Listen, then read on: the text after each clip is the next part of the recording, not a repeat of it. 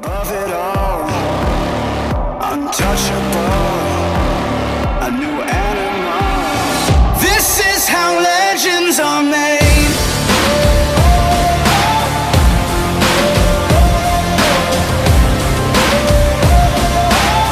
This is how legends are made.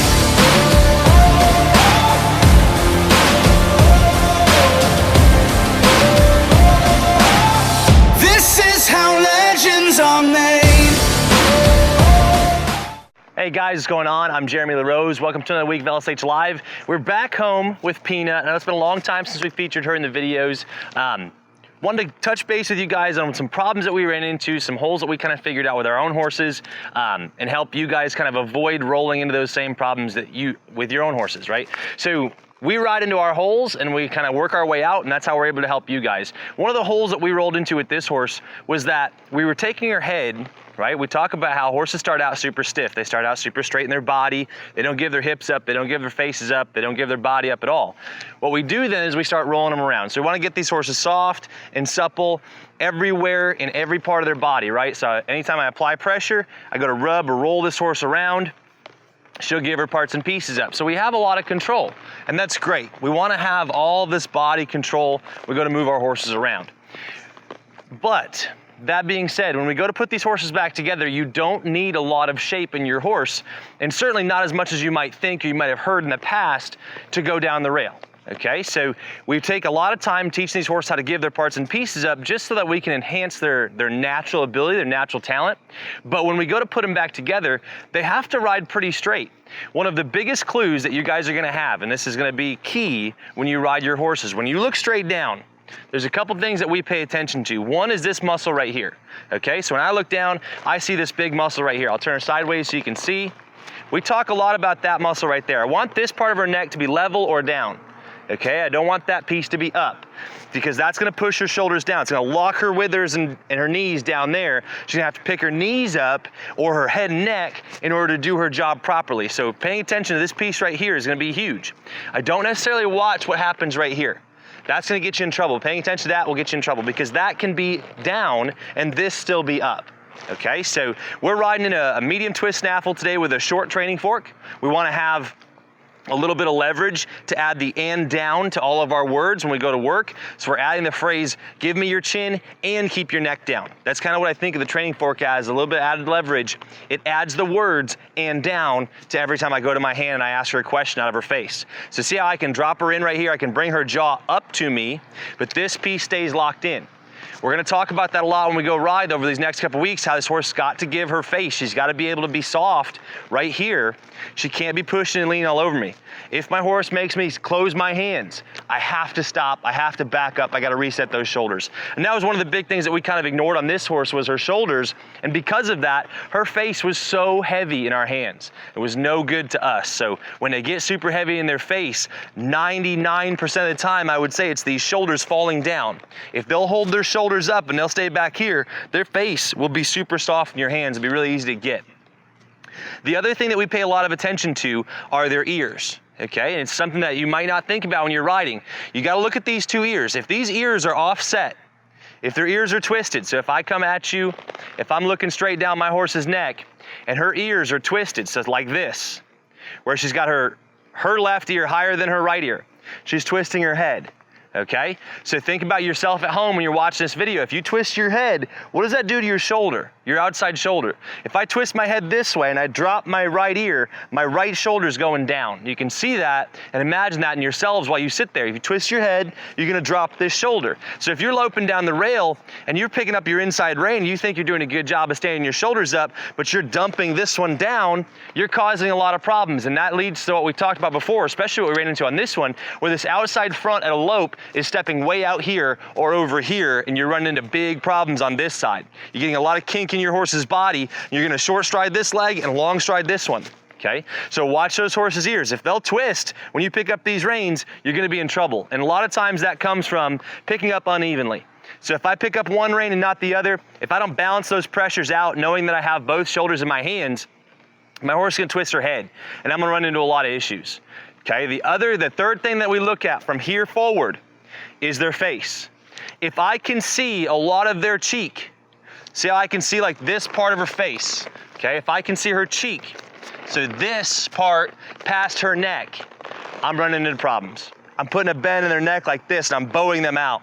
When I bow them out like this, they're gonna bulge their outside shoulder and they're gonna hide their inside shoulder, okay? So you're over-canting your horse right off the bat. So what I wanna do is I wanna make sure when I pick up, I'm keeping her face, I just wanna see the corner of her inside eye.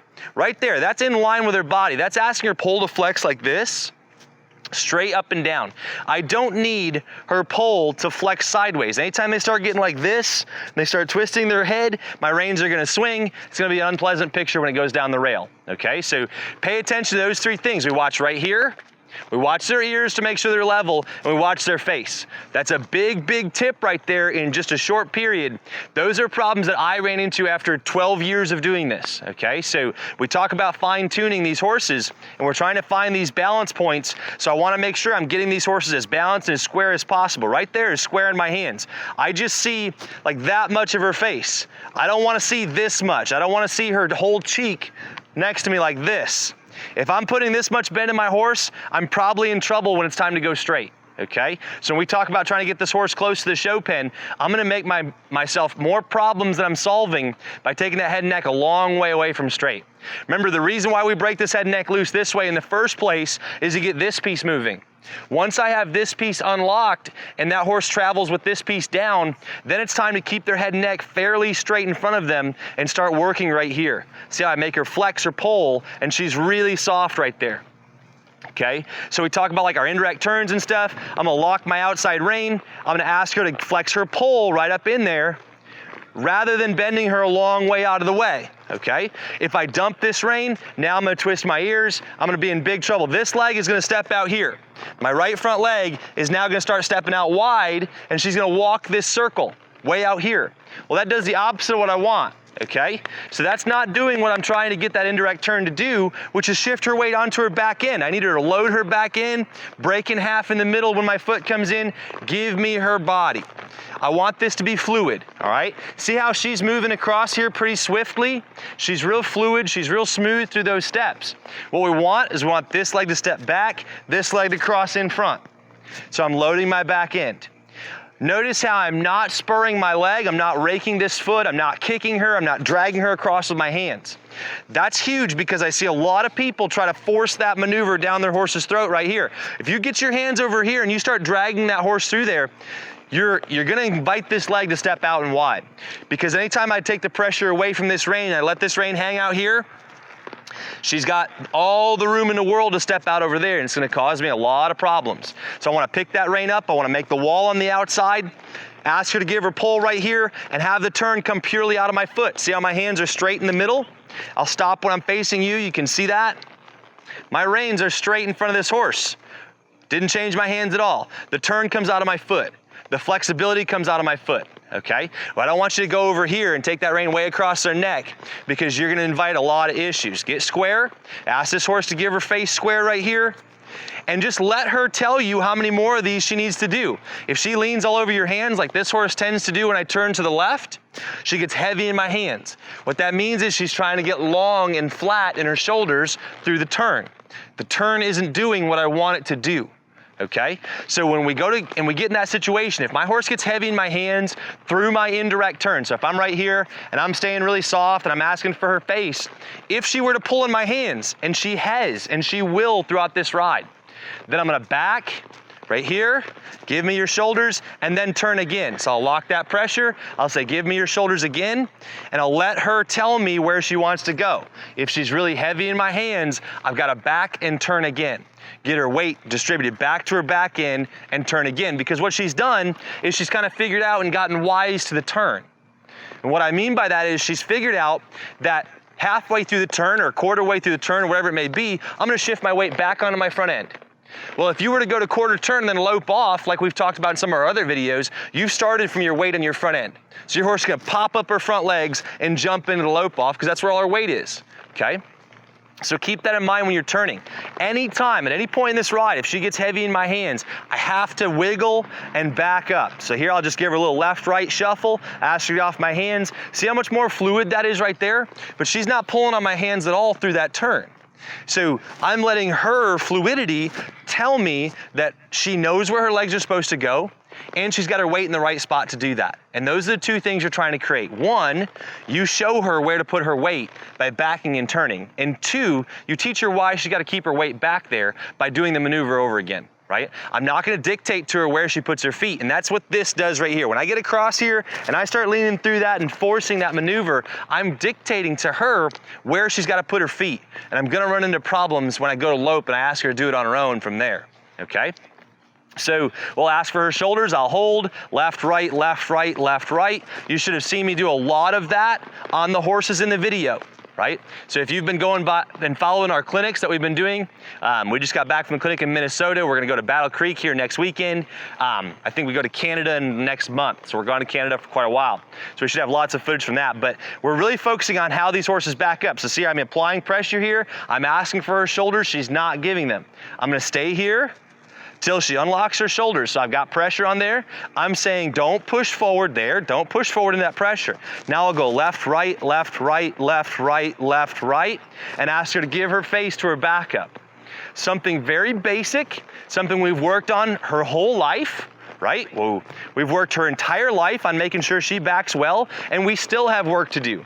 So when you're riding your horses at home, keep that in mind that you might spend their entire life working on this and making sure this stays sharp. We've had several horses come in for training this year that are 8, 9 years old that want to lean down into your hands. If you pick up your reins and your horse is heavy and it doesn't give to the bridle and it just softly comes into your hands and accepts the bridle, you've got to back them off your hands. That's that left, right, making sure they stay up off our reins, okay?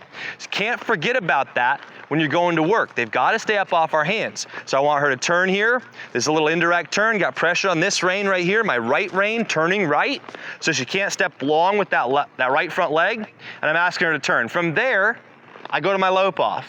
Every transition for the first 8 months of your horse's life, at least, should come from a maneuver, okay? Just as a general rule to keep yourself safe, to make sure you're working your shoulders back and encouraging this horse to work off their back end.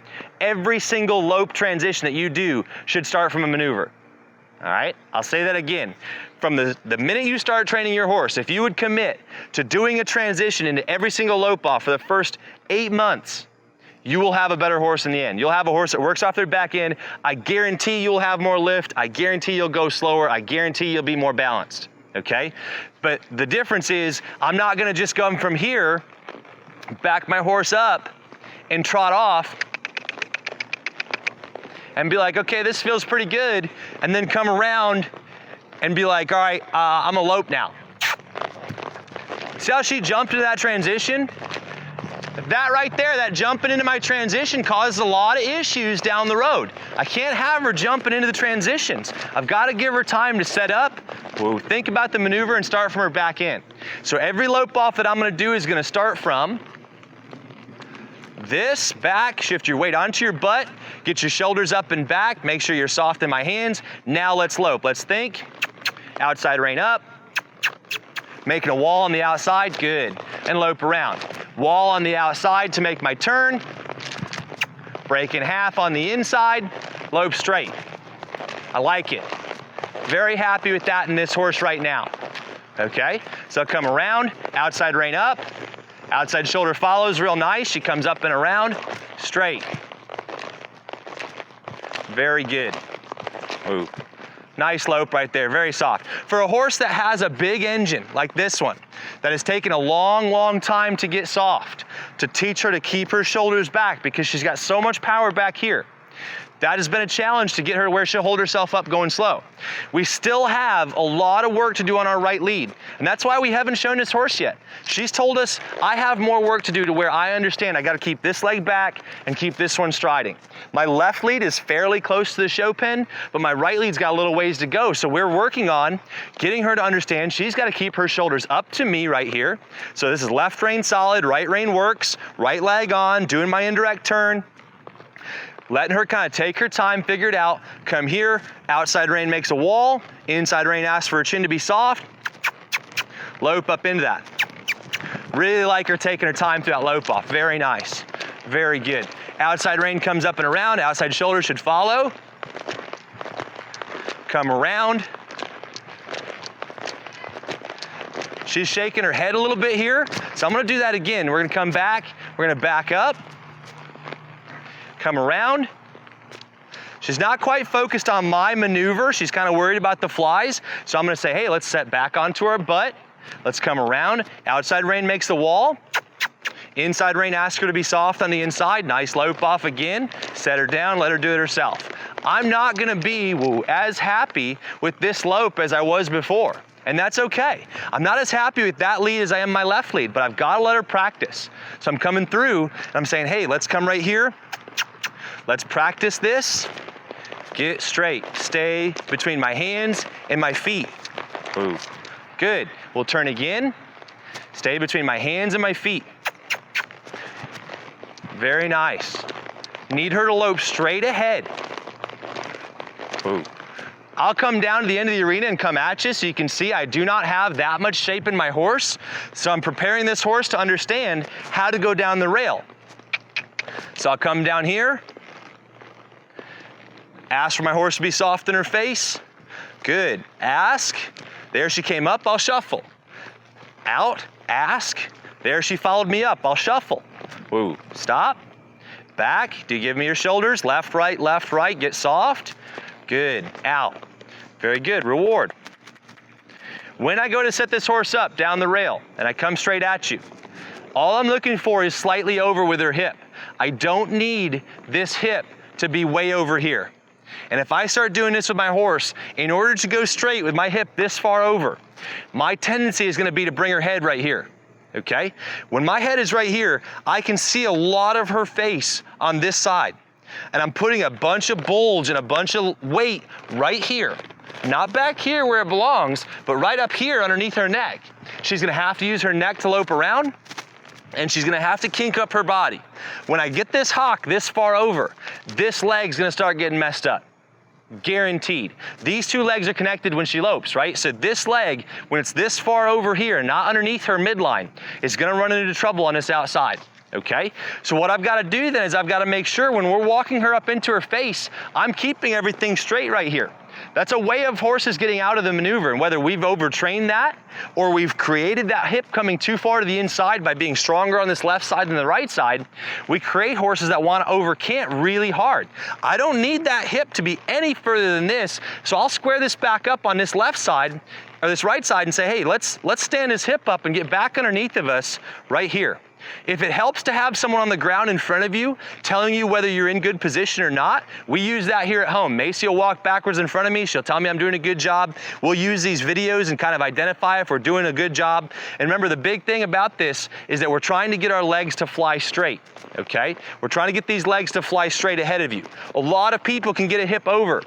It's getting a hip underneath of you that's hard, okay? So the difference is doing this wrong looks like this, where I've got this hip way over and I'm right here. Okay, now my legs are getting all twisted up, I'm getting all funky, my hip's stepping sideways, my front end's getting kinked up. My horse can't lope down a rail like this.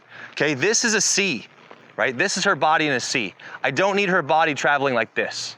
So I'll take my outside leg, my left leg, slide it forward onto her shoulder, tap this leg back in line underneath of her, and say, bring your hip back in line, and let's get right here. Let's get our body back square. Let's get our head and neck back square, and let's create a lot better shape to go straight down the rail right here, okay? So keep in mind, you don't need a lot to go down the rail. The more you have, the harder it's gonna be for your horse. She's gonna struggle, she's gonna have a hard time, she's gonna speed up, she's gonna run away, and she's gonna get funky with her legs if she were to go slow.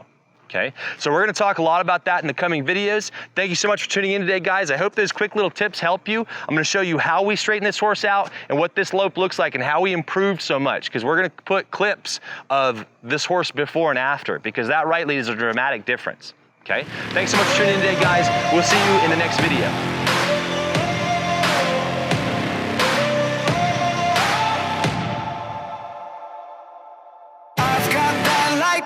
Inside me, son of a god, I'm like a titan that's rising on just you.